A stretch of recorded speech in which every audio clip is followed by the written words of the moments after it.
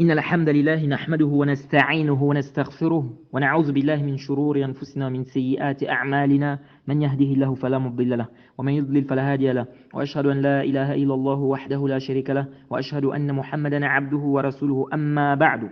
Louange à Allah, le maître des circonstances, sur le tout ce qui nous accorde combien comme grâce, on lui demande des versets, ses grâces et bénédictions sur le prophète Mohammed, sallallahu alayhi wa sallam, sa famille, ses compagnons et tous ceux qui les ont suivis jusqu'au jour de la rétribution.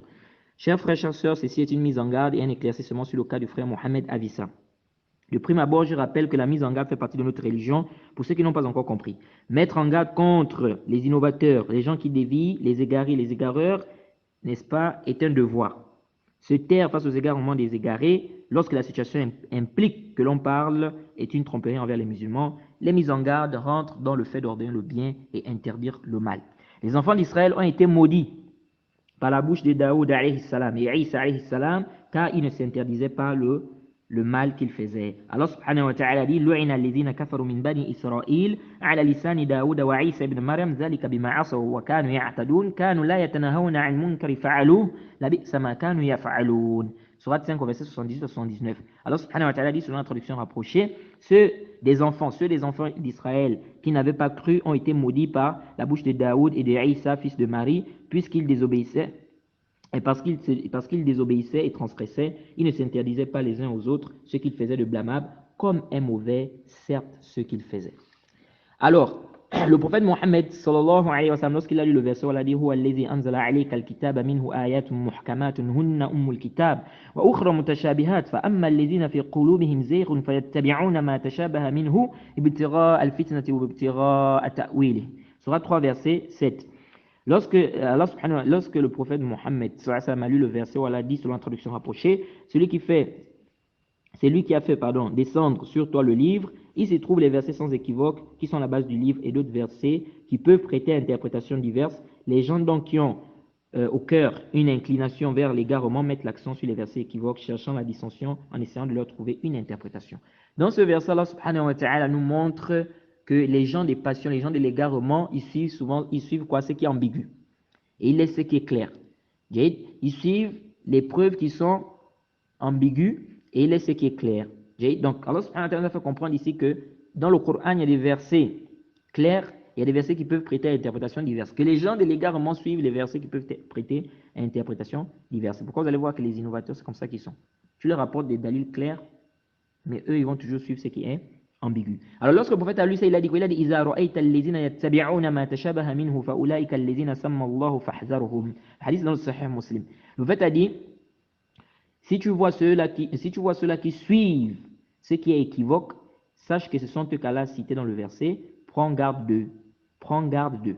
Ce hadith, déjà on retient quoi? On retient de ce hadith que le prophète a fait une mise en garde ici. C'est une mise en garde, le prophète dit prends garde d'eux. Donc le prophète fait une mise en garde ici. Contre ceux-là qui font quoi? Contre ceux-là qui suivent ce qui est ambigu. Quant à ceux qui nous disent, vous avez vos mises en garde là, vous venez diviser les musulmans, etc. Nous disons, si la division ici, c'est une division, c'est-à-dire on divise entre les innovateurs et les gens de la sunna, entre les salafiyoun et les innovateurs, nous disons, cette division, c'est une bonne division. C'est une bonne division. Car ce n'est pas toute division qui est réprimandée. Ce qui est réprimandé, c'est de se diviser sur la vérité. C'est la vérité, et là, toi, tu laisses la vérité, tu refuses de suivre la vérité. Parce que vous devez savoir que lorsque la vérité est là, on doit tous se cramponner à la vérité. Et nous devons tous nous unir sur la vérité. Mais quant à s'unir sur le batil, ça non. S'unir sur le batil, sur le faux, non. Ce n'est pas l'union que l'islam nous a demandé de faire. L'islam ne nous a pas demandé de s'unir sur le faux. L'islam nous demande de s'unir sur le haqq, sur la vérité. Donc si les gens ne veulent pas suivre la vérité, ici là on doit faire quoi? On doit ici mettre en garde, n'est-ce pas, contre eux qui ne suivent pas la vérité, qui sont en train d'égarer les gens. Donc ils ne doivent pas venir nous dire non, mais vous êtes en train de diviser les musulmans. Ce sont eux qui sèment la division, ceux qui refusent de suivre la vérité. Parce qu'on doit tous se cramponner à la vérité. Alors, ici aussi, on retient de ce hadith que le prophète a dit prenez garde d'eux. Ceci est une réfutation à ceux qui disent qu'on doit mettre en garde contre l'innovation et l'égarement, mais on ne doit pas mettre en garde contre l'innovateur et l'égaré. هذا قول باطل. Et le hadith l'a fait rad. Le prophète a dit فَحْذَرْهُمْ. Prenez garde d'eux. Prenez garde d'eux. Donc, il n'a pas dit ici prenez garde de leur innovation. Non. فَحْذَرْهُمْ hum. Donc, la mise en garde fait partie de notre religion. Et je ne vais pas trop tirer sur cette question de légitimité de la mise en garde dans notre religion. J'ai suffisamment détaillé cette question dans plusieurs de mes cours. Pour ceux qui veulent, ils peuvent par exemple prendre ou bien repartir à la mise en garde que j'ai faite contre Hassan et Hussein, les 3 premières parties. J'ai détaillé les questions de mise en garde là-bas. Alors, en ce qui concerne le cas du frère Mohamed Avissa, Wallahi, Allah est témoin que nous avons patienté envers ce frère-là. Nous avons patienté avec ce frère-là, ou envers ce frère-là. Le moment est venu donc d'éclaircir son cas. Premier point qui me pousse à faire cette mise en garde contre, le premier point qui me pousse à faire cette mise en garde contre le frère Mohamed Avissa, c'est celui du frère Abdelaziz Dipaga. Ce frère Abdelaziz Dipaga, c'est un frère qui était sur la sunna à la base. Mais aujourd'hui, c'est quelqu'un qui a dévié et ces déviations sont claires pour tous salafis avertis. Parmi ces déviations, ces critiques inacceptables sur les savants reconnus unanimement par les savants de la sunna comme étant des savants de la sunna. Entre autres, le cheikh Rabi', hafizahullah, le cheikh Farqos, hafizahullah, le cheikh Abd al-Bukhari, hafizahullah. Le frère Abdelaziz Dipaga traite le cheikh Rabi' ibn Hadi al-Madkhali, hafizahullah, de Murji, de Jahmi, il dit même Khatib al-Murji'a même. Il traite le cheikh Abd al-Bukhari de Jahmi, Murji. Il traite le cheikh Farqos de Murji, le cheikh Farqos d'Algérie. Ce qui ne peut être acceptable. Et nous avons des preuves de ces paroles. Pour celui qui veut, on pourra les lui faire voir. Et ça, seulement montre déjà de quel côté ce frère se trouve. Car parmi les signes des gens de l'égarement, le fait de mal parler des savants de la sunna. Je déteste les savants de la sunna que quelqu'un qui a un penchant pour l'égarement dans son cœur. Le fait de mal parler des savants de la sunna est une preuve évidente que la personne n'est pas sur leur voie. Car si la personne était sur leur voie, elle ne devait pas s'en prendre à eux. L'imam Shatibi nous rapporte dans le I'tisam, au tome 1 à la page 386, d'après l'imam Ahmed, il dit que l'imam Ahmed a dit quoi? إذا رأيت الرجل يبغض مالكا فاعلم أنه مبتدع. Il dit que l'imam Ahmed a dit, si tu vois un homme qui déteste l'imam Malik, sache que c'est un innovateur. Si tu vois un homme qui déteste l'imam Malik, sache que c'est un innovateur. Regardez bien, hein, l'imam Ahmed a rendu la personne innovatrice à cause de quoi? À cause de ça. C'est-à-dire le fait que la personne déteste l'imam Malik. C'est un signe que la personne n'est pas sur la sunna. Ibn Abi Hatim a rapporté dans le Jarh wa Ta'dil, au tome 1, la page 308, d'après Abi Ja'far, Mohammed ibn Haroun, il a dit إذا رأيت الرجل يقع في أحمد بن حنبل فاعلم أنه مبتدع ضال. Il a dit, Abi Ja'far, Mohammed ibn Haroun a dit, si tu vois un homme qui parle mal d'Imam Ahmed, donc Ahmed ibn Hanbal, il dit, sache que c'est un innovateur égaré. Sache que c'est un innovateur égaré. Il a dit encore, toujours dans le même livre, il dit, إذا رأيت الرجل يقع في يحيى بن معين فاعلم أنه كذاب يضع الحديث وإنما يبغضه لما يبين أمر الكاذبين. C'est-à-dire, si tu vois un homme qui parle mal de Yahya ibn Ma'in, sache que c'est un menteur qui invente les hadiths. Sache que c'est un menteur, donc qui invente les hadiths. Il le déteste car il éclaircit le cas des menteurs. Ibn Abi Hatim nous rapporte encore dans son livre Jarh wa Ta'dil, au tome 1 à la page, donc le livre c'est Jarh wa Ta'dil, donc l'éloge et la critique, au tome 1 à la page 25, d'après Abdurrahman ibn Mahdi, rahimahullah. D'après Abdurrahman ibn Mahdi, il a dit إذا رأيت حجازيا يحب مالك بن أنس فهو صاحب السنة. Si tu vois quelqu'un du Hijaz qui aime Malik ibn Anas, sache que c'est quelqu'un de la sunna. Le Cheikh l'Islam ibn Taymiyyah dit dans le Majmu' Fatawa, au tome 4 à la page 96 à 97, il dit إن الذين يعيبون أهل الحديث ويعدلون عن مذهبهم جهلة زنادقة منافقون بلا ريب. Il dit, ceux qui critiquent les gens du hadith, donc les gens de la sunna, qui se détournent de leur voie sont des ignorants, des tartuffes, des hypocrites sans doute. C'est le Cheikh Islam Ibn Taymiyyah qui dit. Ensuite il dit, وَلِذَلِكَ الإمام أحمد لما سمع عن ابن أبي قتيلة أنه ذكر عنده أهل الحديث بمكة فقال قوم سوء. Il dit, c'est pourquoi l'imam Ahmed, lorsqu'il a entendu que Ibn Abi Qutayla, on a cité les gens du hadith auprès de lui, à la Mecque, il a dit ce sont des mauvaises personnes. C'est-à-dire, lui, il a dit, quand on a parlé des gens du hadith, il a dit ce sont des mauvaises personnes. Donc les gens du hadith sont des mauvaises personnes. Il dit, l'imam Ahmed, quand il a entendu ça, فقام الإمام أحمد فقال زنديق زنديق زنديق ودخل بيته. Il dit, l'imam Ahmed s'est levé, il a dit, ça c'est quoi? C'est un tartuffe. C'est C'est un tartuffe, un tartuffe, un tartuffe. Jay. Même al-Barbahari, dans le Sharh al-Sunna aussi, il a ramené plein de paroles. Plein de paroles dans ce sens-là. C'est-à-dire quoi? Celui qui aime tel savant, sache que c'est quelqu'un de la Sunna. Celui qui déteste tel savant, sache que c'est quelqu'un de l'innovation, c'est un innovateur. Ça, c'est quelque chose qui est connu des salafs. Ce n'est pas de notre faute si vous ne lisez pas des livres qui rappellent ou qui citent ça, ou vous ne lisez pas les livres des salafs. Ça, c'est connu des salafs.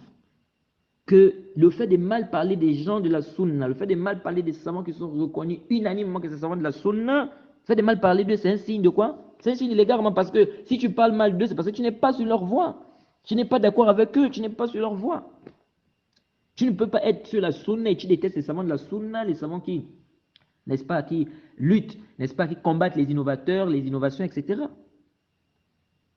Et regardez bien, ces savants-là, pourtant, ils ont vécu, certains d'entre eux, à des époques différentes, dans des endroits différents. Mais vous avez l'impression qu'ils se sont assis ensemble et ils ont dit la même chose. Pourtant, non.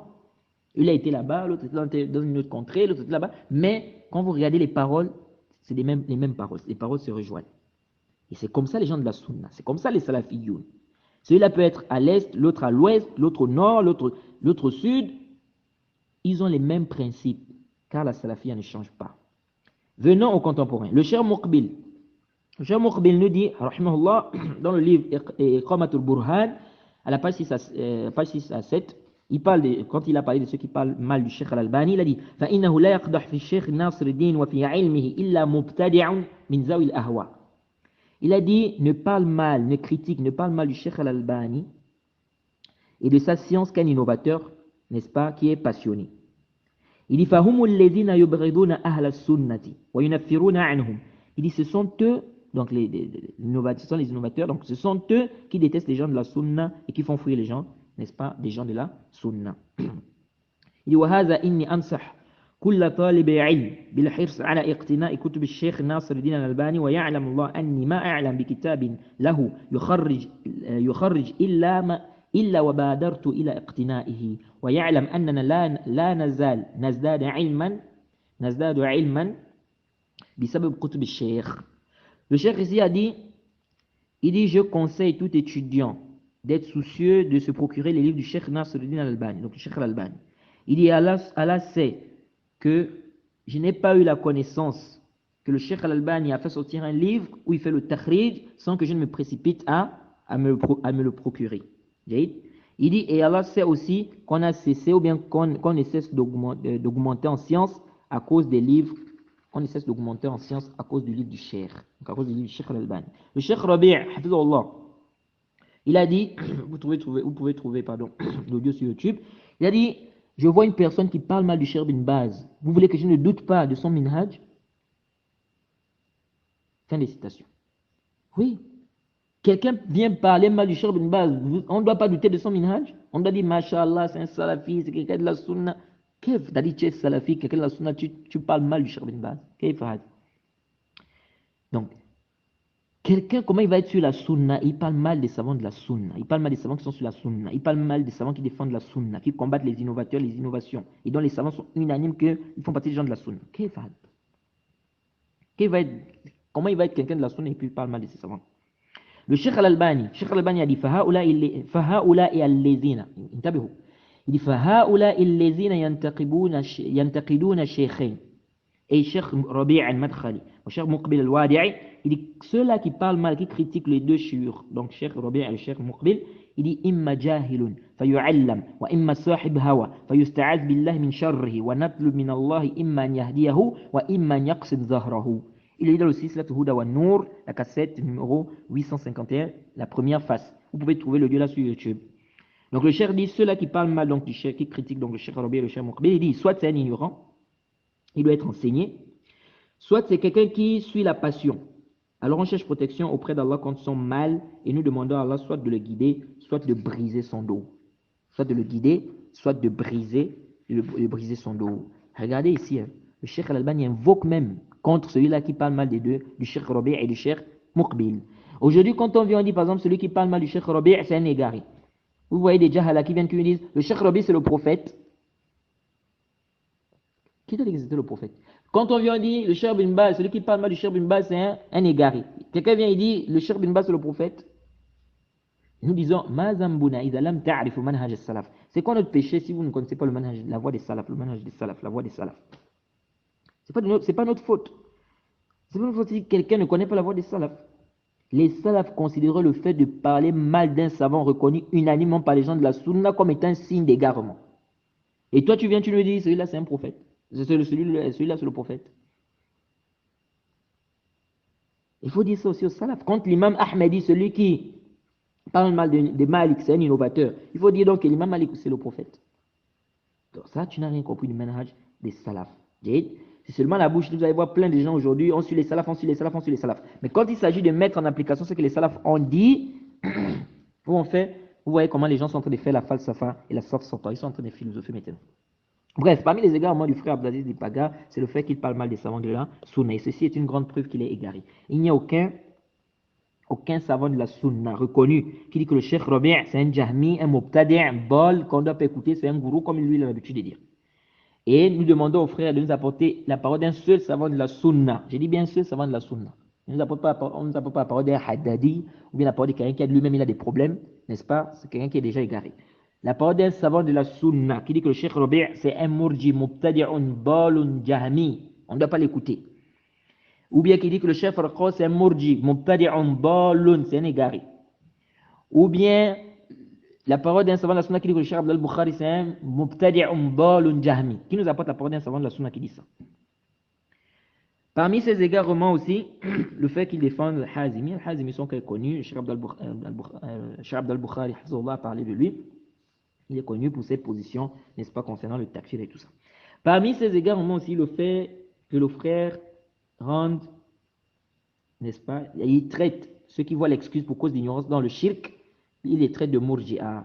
Il dit que c'est des murji'a, il dit même zindiq, il dit jahmi, donc ça c'est parmi ces déviations. Parmi ces déviations ici, ça critique le cheikh Mohammed ibn Hadi al-Madkhali, hafizahullah. Il dit que le cheikh Mohammed ibn Hadi al-Madkhali, hafizahullah, et le cheikh Rabi' ont fait des fatawa ou des fatawi diaboliques concernant le djihad au Yémen. Et concernant cette question, je suis allé voir le cheikh Mohammed ibn Hadi. Il m'a demandé d'apporter ses paroles, donc les paroles d'Abdelaziz Dipaga. J'ai apporté au cheikh les paroles, j'ai traduit.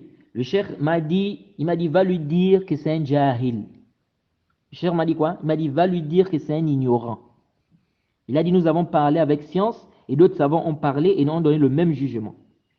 Et moi, je me pose la question, je me demande, est-ce qu'Abdelaziz Dipaga peut enseigner le cheikh Mohammed ibn Hadi le chapitre du djihad? Il peut enseigner le cheikh Mohammed le chapitre du djihad? Et il a d'autres égarements. Bref, ça seulement, ça suffit pour voir de quel côté il est. Alors, depuis longtemps, on demande au frère Mohammed Avissa de se désavouer de lui, publiquement. Le frère a mis longtemps pour se désavouer. Après, il nous dit qu'il va se désavouer de lui publiquement. Après, il a fait un message où il dit qu'il exprime son désaveu quant à toute forme de blasphème et de mépris fait à l'encontre de ses éminences suscitées. Donc, il parlait des savants qu'il a cités en haut. Parmi les savants qu'il a cités dans son message, le Cheikh Al-Fawzan, le Cheikh Abdul Mohsin Al-Abad, le Cheikh Abdul Razak, le Cheikh Rabi', le Cheikh Salih Suhaimi. Après, ça c'est les savants qu'il a cités dans son message. Après, des frères sont venus donc commenter son post sur Facebook. Ils lui ont dit, mais pourquoi tu ne te désavoues pas de manière publique, ou bien de manière claire du frère Abdelaziz Dipaga? C'est-à-dire, pourquoi tu ne te désavoues pas de lui de manière claire? Et là, il n'a rien dit. Il n'a pas répondu. Ce sont ses amis donc qui étaient là, qui sont ses amis sur Facebook, qui ont répondu et qui, n'est-ce pas, ne faisaient que le défendre. Et après avoir écrit ce fameux désaveu, Abdelaziz Dipaga, le frère en question, vient commenter le post où il y a le fameux désaveu en disant que ce que le frère venait de dire, donc il parle du fameux désaveu là, donc de ce qu'Avissa a écrit, il a dit que ça c'est quoi? C'est du n'importe quoi, c'est-à-dire que c'est une parole qu'on ne doit pas prendre en considération, c'est une parole qui n'a pas de considération. Ça n'a pas de considération. Et après il dit en bas que ceux qui ont parlé sur le Cheikh Rabi' ce sont les savants de l'Ajnat al-Da'ima. Et tout ça, Avissa ne dit rien du tout. Donc, tout ça là, c'est-à-dire, Abdelaziz Dipaga vient, il commente, il dit ceci, tout ça, Avissa ne dit rien. Je vous pose une question, les frères. Tu as un compte Facebook. Tu dis que tu te désavoues de ceux qui parlent mal de tel savant, tel savant, tel savant. Après, quelqu'un qui est ami avec toi, et donc tu sais bien que c'est lui qui parle mal de tel savant. Donc, les savants que tu as cités. Il vient Il commente ta parole là où tu dis que tu te désavoues de ceux qui parlent mal de tel savant. Il vient en te disant que ta parole là n'a pas de considération. Donc il insiste dans sa voix. Vous êtes sûr que vous allez rester là, vous n'allez rien dire. Donc tu ne dis rien. Même le bloqué, tu ne le bloques pas. Même le bloqué, tu ne le bloques pas. Ça, c'est quel désaveu, ça? C'est quel désaveu? Mohamed Avis et Abdelaziz Dipaga mettent en pratique la règle des Ikhwan. C'est-à-dire, c'est quoi la règle? On se met ensemble dans ce sur quoi on est d'accord et on s'excuse dans ce sur quoi on est en désaccord. C'est-à-dire, comme on soutient une même idéologie, donc même si on n'est pas d'accord sur certaines questions, même si ce sont des questions graves, on doit fermer les yeux en fait. On ferme les yeux sur ça. Parce que c'est étonnant qu'Abdelaziz insulte le Cheikh Rabi' sur ses posts et toi tu es ami avec lui sur Facebook et tu dis que tu ne vois rien de ça. Tu ne vois rien de cela. Lui aussi, il voit comment tu mets des paroles du Cheikh Rabi' que lui traite de Jahmi, mais il ne dit rien. Il ne dit rien. Ça, c'est quoi? C'est pourquoi je me demande pourquoi le frère Abdelaziz Dipaga ne fait pas ton takfir. Car pour lui, celui qui ne fait pas le takfir du président, c'est un kafir. Et à cause de ça, il a fait le takfir de certains frères au pays. Mais pourquoi il ne fait pas ton takfir? Car toi aussi, tu ne rends pas le président mécréant. J'ai tes messages où tu dis clairement que tu ne le rends pas mécréant. Donc, soit tu as dit à Abdelaziz Dipaga autre chose, et à nous, tu nous as dit une autre chose, soit c'est la règle des Ikhwan que j'ai citée précédemment que vous êtes en train d'appliquer. Donc ça, c'est le premier point. C'était au niveau de quoi? Ce qui était reproché au frère Avissa, c'était quoi? Qu'il se désavoue clairement du frère Abdelaziz Dipaga. Deuxième point, la question des révoltes. Le frère Avissa montre des positions ambiguës publiquement sur les révoltes. Sachant que la question des révoltes en islam est connue des savants de la Sunna. Les savants de la Sunna ont détaillé cette question. C'est-à-dire le fait de se révolter contre les gouverneurs. Ça, c'est clair que c'est interdit.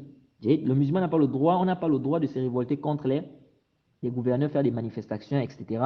N'est-ce pas dit qu'on va enlever le gouverneur, sauf si le gouverneur a fait du coufre qui est clair. Et qu'on a la capacité, les conditions sont réunies. Mais tant que les conditions ne sont pas réunies, on n'a pas le droit.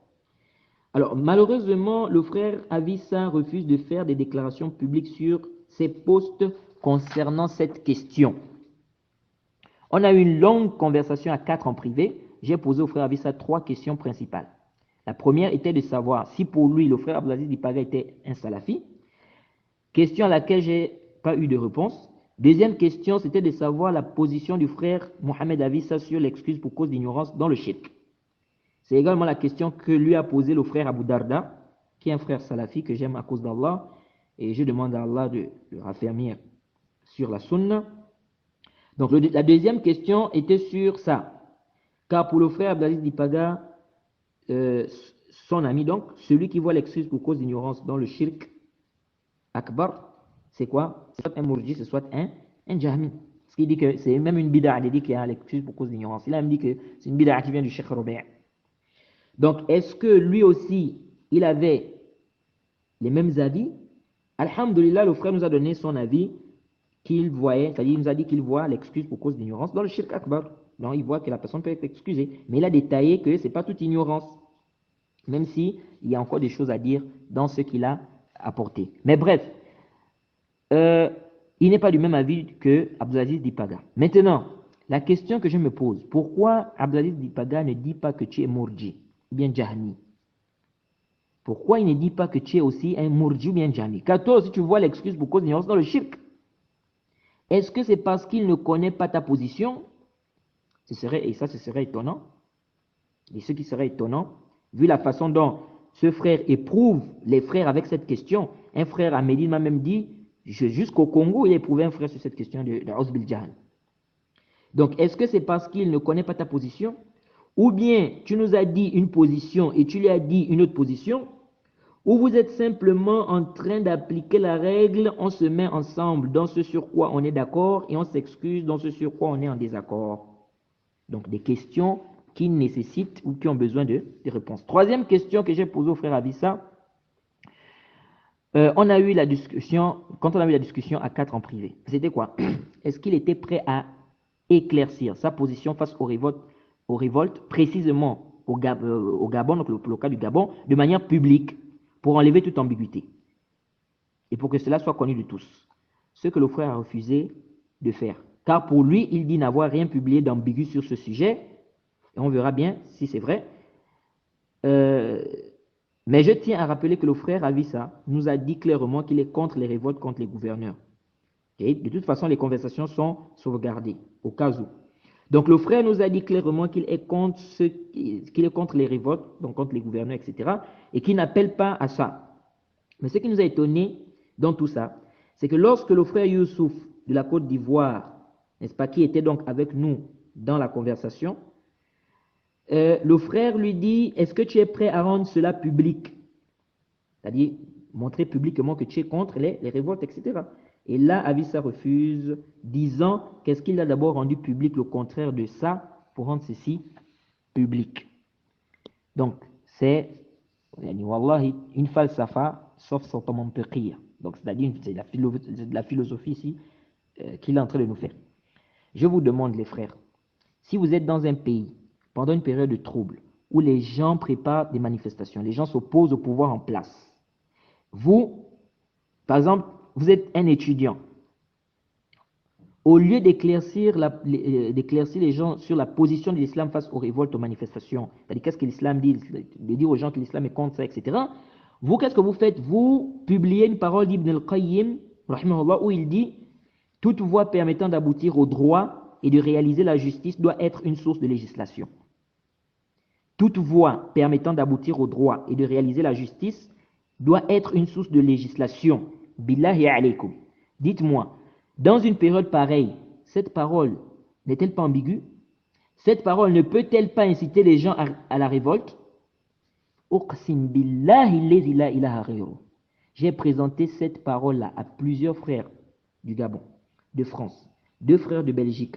Tous m'ont dit que ça, c'est une parole qui n'est pas claire dans le contexte dans lequel vous étiez. Dans le contexte dans lequel vous étiez. Et quand on demande aux frères, n'est-ce pas, Avissa, d'éclaircir la parole du cheikh, parce que ce n'est pas clair, de clarifier la parole du cheikh, il ne veut pas. Il ne veut pas. Ça veut dire quoi?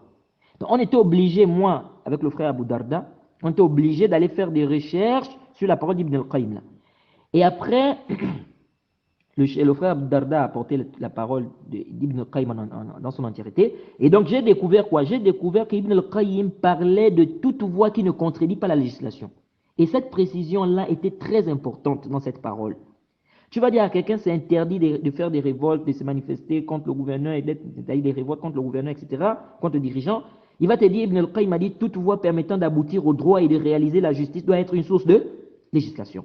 Or, Ibn al-Qayyim parle des voies qui ne contredisent pas la législation. Par conséquent, celles qui contredisent la législation, comme les révoltes contre les gouverneurs, ne peut être une source de législation. Donc, il fallait cette précision.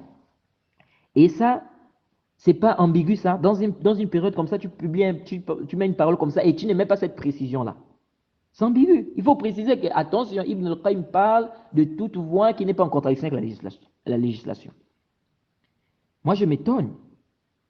Avissa, si tu n'as rien à cacher, pourquoi refuses-tu de montrer clairement ta position face aux révoltes contre les gouverneurs? Pourquoi tu refuses que ça soit public? Pourquoi? Pourquoi? Quoi, tes amis vont remarquer que tu as changé de position? Ou bien tu fais croire en public ce que tu ne dis pas en privé? Tu te dis salafi. Il faut être clair. Un salafi doit être clair dans son minhaj. Si tu n'es pas clair, comment tu veux qu'on ne puisse pas douter de toi? Et comme l'imam al-Bahraï a dit dans le Sharh Sunnah, pour qu'on affirme que c'est quelqu'un de la Sunna, il faut qu'on voit en lui les caractéristiques. Mais déjà, c'est-à-dire caractéristiques de quelqu'un de la Sunna, tu n'es pas clair. Pour finir, Mohamed Avissa. Mohamed Avissa ment. Mohamed Avissa ment. Je ne sais pas s'il le fait il l'a fait volontairement ou involontairement. Mais il n'y a pas de doute que c'est un mensonge, car le mensonge, c'est le contraire de la vérité. Mohamed Avissa nous dit dans la conversation qu'on a eue à 4 en privé, que c'est seulement cette semaine qu'il a su qu'Abdelaziz insultait les savants. Il dit qu'il a su ça à travers l'un de ses posts sur Facebook.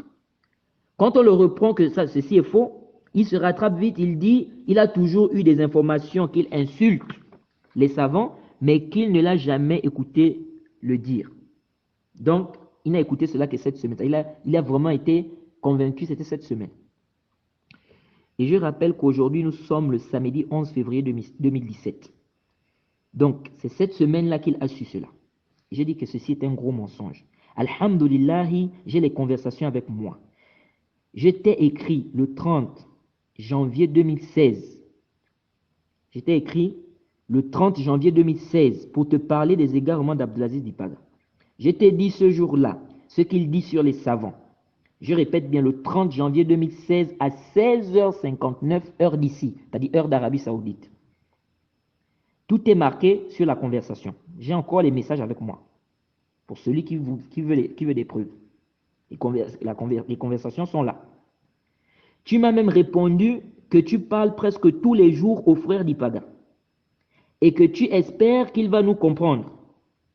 Donc pour ma part, tu as eu connaissance de ce qu'Abdelaziz disait sur les savants, précisément le Cheikh Rabi', parce que j'ai parlé du Cheikh Rabi' dans le message.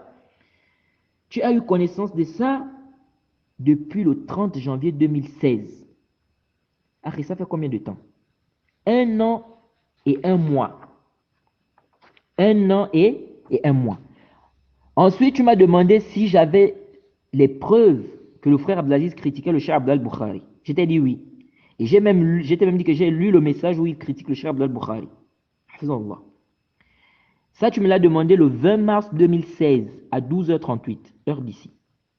Tout est marqué dans la conversation. Donc, on peut dire 1 mois et demi, donc presque 2 mois, après que j'étais informé, n'est-ce pas, que le frère parlait mal des savants, précisément. Et j'étais même cité, j'étais parlé du Cheikh Rabi' à l'intérieur du Cheikh Abdel Bukhari dans le message. Les messages sont là. Je t'ai même donné le contact de son beau-frère pour qu'il te montre les messages. Et le 20 mars 2016 à 13h31, donc heure d'ici en Arabie Saoudite, je t'ai envoyé des captures où Abdelaziz parlait mal du Cheikh Rabi', du Cheikh Mohamed ibn Hadi. Ensuite, je t'ai envoyé d'autres captures où il parlait mal du Cheikh Rabi' et du Cheikh Abdel Bukhari. Ensuite, je t'ai envoyé une autre capture où il traitait, où le frère Abdelaziz Dipaga traitait le Cheikh Farkos de Mourji. Ça, c'est le 2 mai 2016 à 24h38, heure d'ici, donc heure d'Arabie Saoudite. Après avoir lu ça, tu m'as fait un message en me disant qu'Allah guide le frère. Tu as dit qu'Allah guide le frère et qu'il préserve nos savants. Voilà ce que tu as dit. Les messages sont là. Tu as ensuite dit, tu ne sais pas ce que le frère a. Et ceci, le 2 mai 2016 à 14h16, heure d'ici.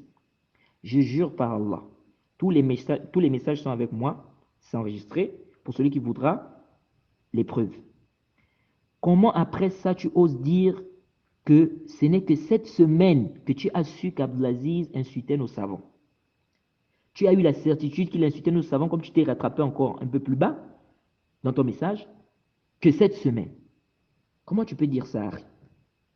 Et le comble, c'est qu'après toute la longue discussion qu'on a eue là, tu envoies un message au frère Youssouf pour lui dire quoi? Lorsqu'il te dit que lorsqu'il te dit la preuve est que malgré ta publication, il continue, c'est-à-dire Abdelaziz Dipaga, continue d'insulter les savants dans les commentaires et tu ne te désavoues toujours pas de lui. Qu'est-ce que tu veux qu'on pense? Tu lui dis, je vais le faire, Inch'Allah. Après, tu lui dis, pour le moment, on a les messages sont là, hein. Ça c'est ça qui dit. Tu dis, pour le moment, vous avez, wallah, tu jures même, hein. Tu dis, vous avez, wallahi, raison de douter de moi. Ça, c'est toi-même qui as dit ça, c'est toi-même qui a écrit ça. Les messages sont là. Tu as dit, pour le moment, vous avez, wallahi, raison de douter de moi. Ce que tu n'as pas reconnu dans la discussion, car tu disais que tes positions étaient sans ambiguïté. Après, tu dis au frère Youssouf que tu n'es pas contre notre combat. On a notre position et toi, tu as la tienne. Bon, ça veut dire quoi ça?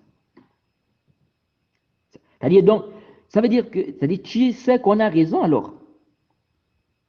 Parce que tu as dit, vous avez raison, tu as même juré. Vous avez raison de douter de moi. Donc tu sais qu'on a raison, mais tu refuses que ton public le sache. Ou bien c'est autre chose. Ou bien c'est autre chose. C'est-à-dire, soit tu refuses, c'est-à-dire tu sais qu'on a raison, mais tu refuses que ton public le sache, soit il y a autre chose. On fait pour Allah ou bien on fait pour les gens. Et comment veux-tu qu'avec tout ça, on puisse conseiller les jeunes de t'écouter? Non, avis ça. Il faut être clair. Et après, tu joues la victime en disant que c'est Allah qui va nous juger. Oui, Akhi, c'est Allah qui va nous juger. Et Wallahi, Akhi, je n'ai aucun problème personnel avec toi. D'abord, je ne vois pas quel problème personnel je vais avoir avec toi. D'ailleurs, j'ai appris que toi, tu restes à Port-Gentil. Moi, je suis à Libreville. Je ne sais même pas si on s'est déjà vu. Peut-être on s'est déjà vu peut-être une fois, je ne me rappelle pas. Donc, je ne vois pas quel problème personnel j'ai avec toi. Al-Amruddin. L'affaire est une affaire de religion. C'est un problème ici de din. Si je mets en garde contre toi, c'est parce que tu n'es pas quelqu'un de fiable pour les salafis du Gabon. Et d'ailleurs, pour ceux qui te suivent dans tes posts sur Facebook. On n'a aucun problème personnel. Quel problème on a toi et moi? On n'a aucun problème. Si je mets en garde contre toi, mets en garde contre toi, c'est par rapport au din. Maintenant, je ne sais pas si tu comptes toujours aller me porter plainte pour diffamation, comme tu as dit, mais sache que si c'est à cause d'Allah que je dois faire la prison, alhamdulillah. Le Cheikh al-Islam Ibn Taymiyyah est mort en prison à cause de cette religion. L'imam Ahmed a été frappé, il a été mis en prison à cause de cette religion. Donc ceci ne va pas m'empêcher de mettre en garde contre toi, jusqu'à ce que tu reviennes sur la vérité. Et j'espère aussi que tu vas aller porter plainte au frère Abu Darda pour diffamation. Car lui aussi, il m'engage contre toi et il dit ce que j'ai dit. Et moi, ça m'étonne. Hein? Je pensais même que tu allais dire, on va voir un savant, ou bien on va appeler un savant pour qu'il tranche entre nous.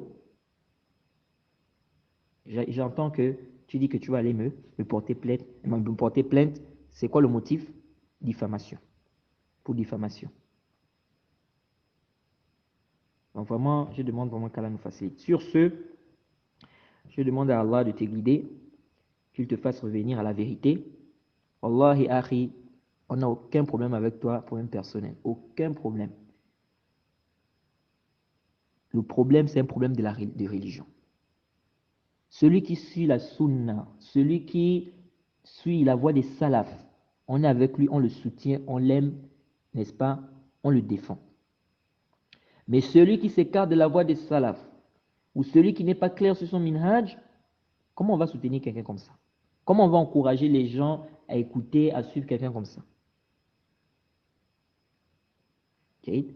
Donc je demande à Allah de te guider et qu'il te fasse revenir à la vérité et qu'il nous maintienne sur la vérité. Subhanaka Allahumma wa bihamdik wa ashhadu an la ilaha illa anta astaghfiruka wa atubu ilayk.